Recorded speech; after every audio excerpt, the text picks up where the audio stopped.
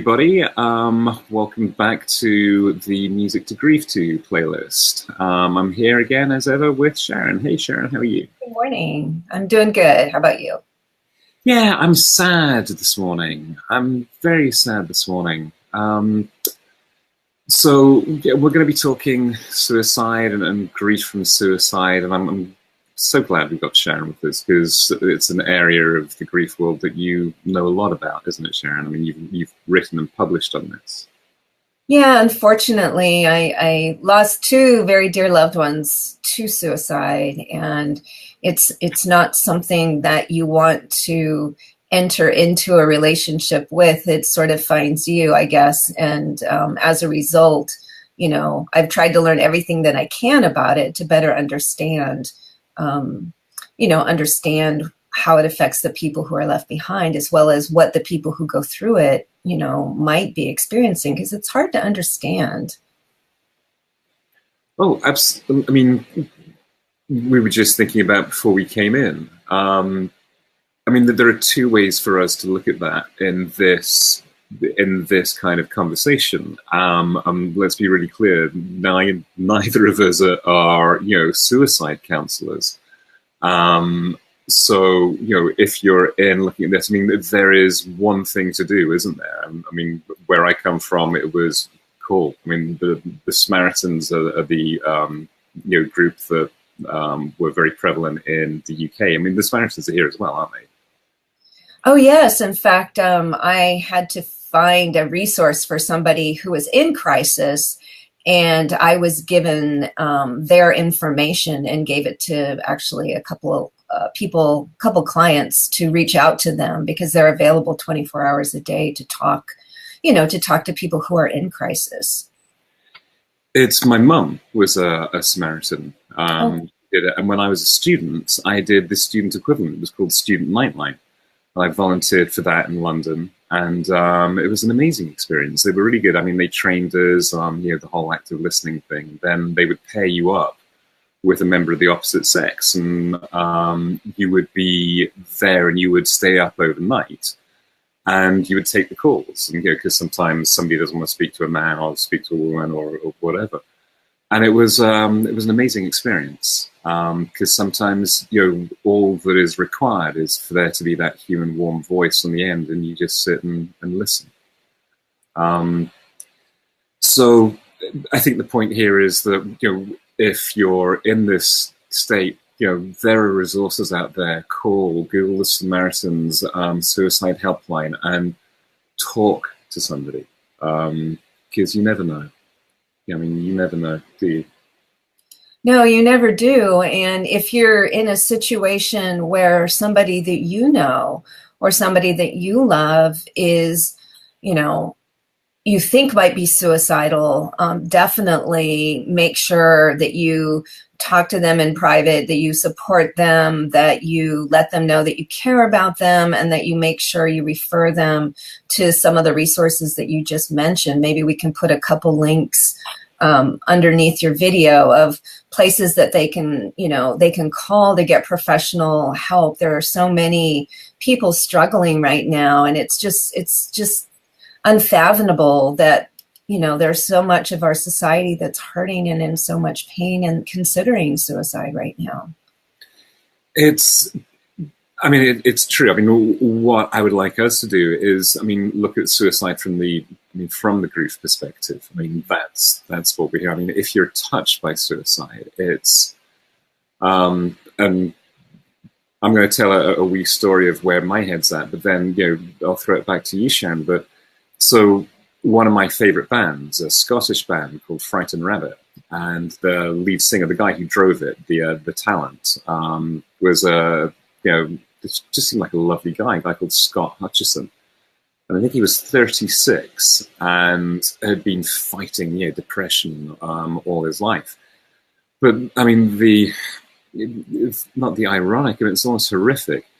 On the album that they broke on, which was back in 2008, there's a song called Floating in the Fourth.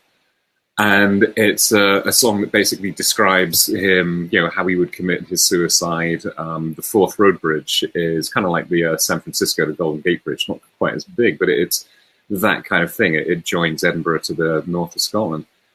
And, in the track, he talks about, getting up there and ready to jump and what it would be like. And that, he decides not to do it that day, and finishes with he decides not to do it this year.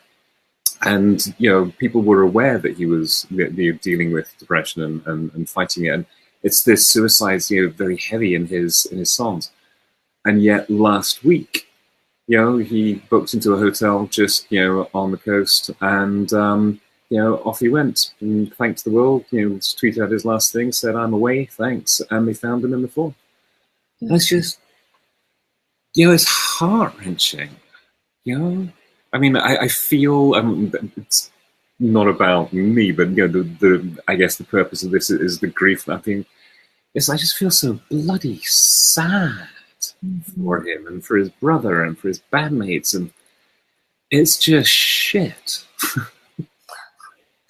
That's a good way of putting it. I mean, it is heartbreaking. I mean, grief and death are, so difficult to talk about it. But when you throw suicide into the mix, I think for those left behind, it's just so hard to understand how somebody could be in that much pain that the only option they feel is left is to take their own life. And, it's just so difficult to wrap your head around. And it is jetty and it is grabby. And it's if you think about it and you think to your, the bandmate there, and you think, oh my gosh, he was at a point where he could not think of anything else left in this world that could take away his pain except to take his own life. And so, for most of us, it's very difficult to understand that, because most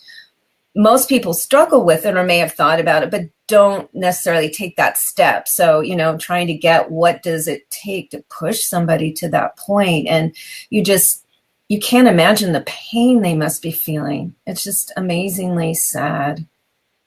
But so that's what they say. I mean, the suicide, they're now on the other side.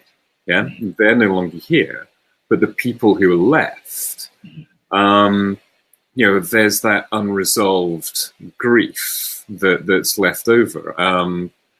What was because you went through this yourself with very close people. How do you deal with the grief from suicide? Well, for me, when my best friend Joy died, I didn't really, I dealt with it. I was sad, but I didn't seek help. And I think, grief is isolating enough. But again, with suicide, adding another taboo topic on top of it, people completely don't want to, they don't want to address you or talk to you at all because they really don't know what to say. So you feel super isolated. So I found it, I threw myself into books and I started reading about suicide, trying to understand it. Again, we're doing the head thing, right? Which is what society has taught us. They've taught us to intellectualize it. So we're trying to find a reason why, or at least I was, why somebody would do it. And we will never understand the reason, because it was their thoughts and their own actions. And so I picked up books and I read and I read and I read and I read, and I thought, okay, I'm going to find the answers to why she did this, but it didn't work. And then after John died, my former fiance by suicide, I thought, okay, I'm not going to read anymore because now I really don't understand. I need to find a group that deals specifically with loved ones or with people who have lost loved ones to suicide so that I can get, some real answers. And that's exactly what I did. I went to the Dee Dee Hirsch Mental Health Clinic, which is here in Culver City, and they have a suicide prevention, suicide support group. And it was just so freeing to be able to talk about it with people who, had also lost loved ones. And I found that to be the most helpful thing, is to finding a safe space to actually say the word suicide and have a discussion and not feel, like I was being ostracized or isolated or judged. Were there any common themes that came out from the It group? was very interesting because some people, like, I'll be honest, and hopefully this isn't a trigger for anybody, so I'm issuing a trigger warning. But for my loved one Joy, she had attempted several times, and this was just one of those times that it actually happened. In the group, there were people who had never tried. In fact, it was like I'm thinking of one of the group where the loved one they had all gone on a family vacation, and they came back, and the next thing they knew, their loved one had, hung themselves. So, sometimes there's warnings, sometimes there's not warnings, sometimes you have no idea. And I think that's the difficulty of it, is that, if there are no warning signs, it leaves the loved ones completely in shock, because they go back over and over in their minds, what happened? What did we miss? What could we have done differently? So I don't think that there's a pattern. I think it's just individual and unique, like all grief and all, all death. And that makes it even more difficult to wrap your head around, because it's so different for everybody, and you can't sometimes predict because the person gives you no signs, no warnings. But when there are the warnings, when there are the signs, how do people deal with that? What are the threads that come out of there?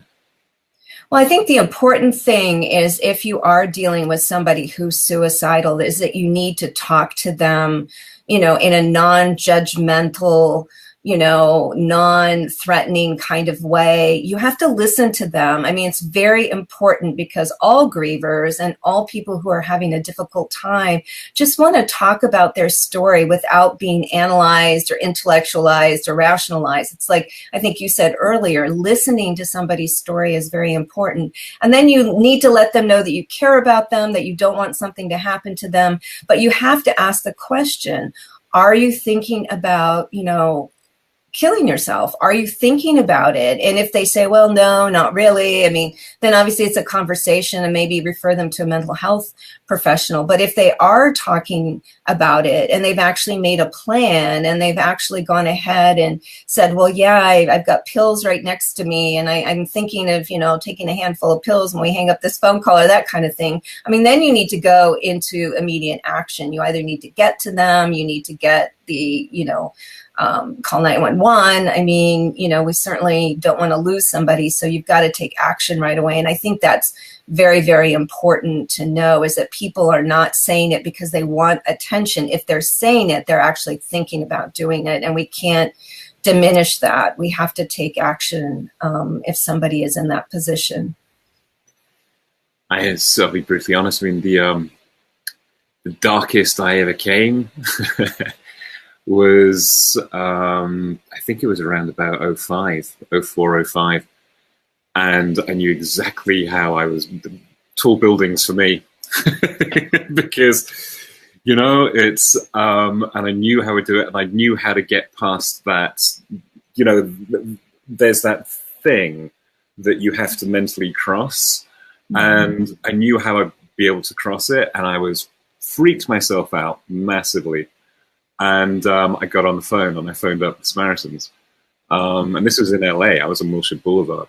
And it terrified me that I was that close to, actually doing it. And you know what saved me?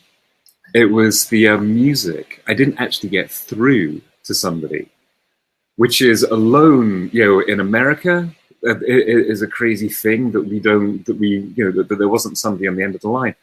But there was this hold music, and it was the worst, cheesiest, ridiculous hold music. And of course, there's me almost about to kill myself, and there's this da da da da da da da da da da da da da, and it's like, and the irony of being there on the phone and having this dreadful music made me go, do you know what I'm going to do? I'm going to do music, and I'm going to do music good enough so that next time somebody phones up, the suicide helpline, that there's actually some decent, soothing, calming music. And that was the genesis of Musicto work to.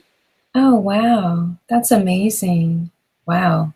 What a sad story, though, to be in that place and to call for help and not to have somebody on the other line. And I don't know if that's unfortunate because there aren't enough people helping or there's too many people calling.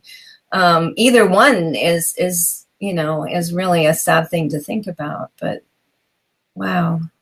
Yeah, it's nuts, isn't it? I was thinking about Scott Hutchison and his music, and I think just writing out about the track and about what,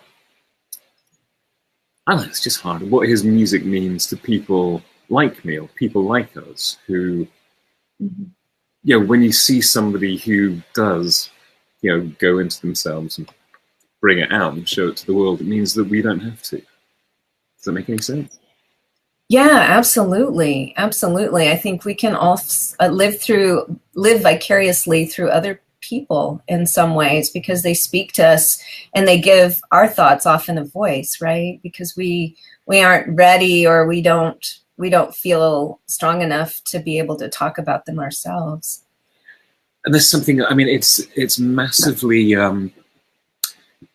there's the two schools of thought. There's just don't even look at it. Don't acknowledge it. Don't look at it. Don't, think that it's there, because if you acknowledge it, then it becomes real and that might infect you and you might get it, which to me is the irrational one. Whereas the more that somebody is talking about it, that somebody is experiencing it and living it, and here it is, and this is what it feels like to be Black. This is what it feels like to dream about suicide. This is how I would do it.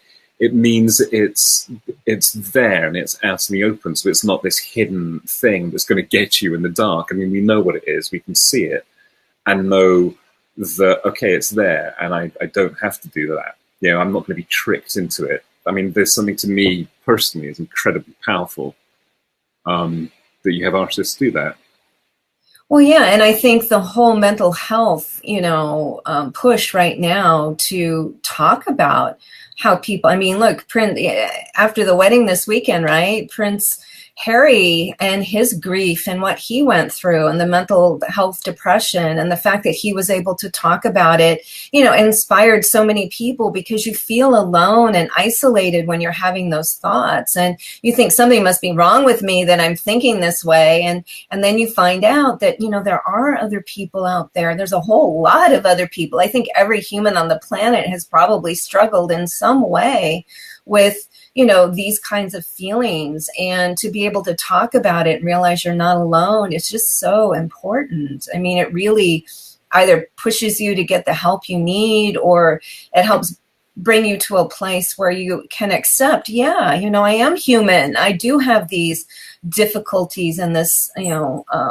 hardships in my life. And so does everybody else. So let's work together to help to overcome them. It's tough, isn't it? It's tough. But I think it's a great idea. We will put some links and telephone numbers, down below if you're dealing with the grief of, somebody has, taken their own life. I mean, Sharon, is brilliant at the grief counseling. So let's wind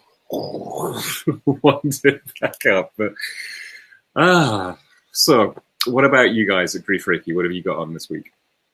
Well, Tuesdays are our interview days, our Facebook Live day, and I have an interview tomorrow with a dear friend who runs a company called inspiringyou.co, and she's intuitive and an empath. She was actually one of the people that I first certified as a Grief Reiki certified specialist, so she can teach and work on people from an integrated perspective. So I'm looking forward to that. It's tomorrow, Tuesday at 9 a.m. on our Facebook page.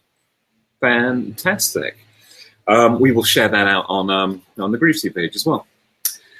Alrighty. Thank you, Sharon. That was good. Just for me talking about it, it's massively cathartic too. And, I get too emotional. That's okay. It's good to be emotional. It means you're human. Yeah, damn straight. Yeah. Alrighty, everybody, thank you. We'll see you next week. And if you have questions, hit us up below. And if you're dealing with anything similar to this, get in touch with Sharon. All right. We'll catch you on the flip.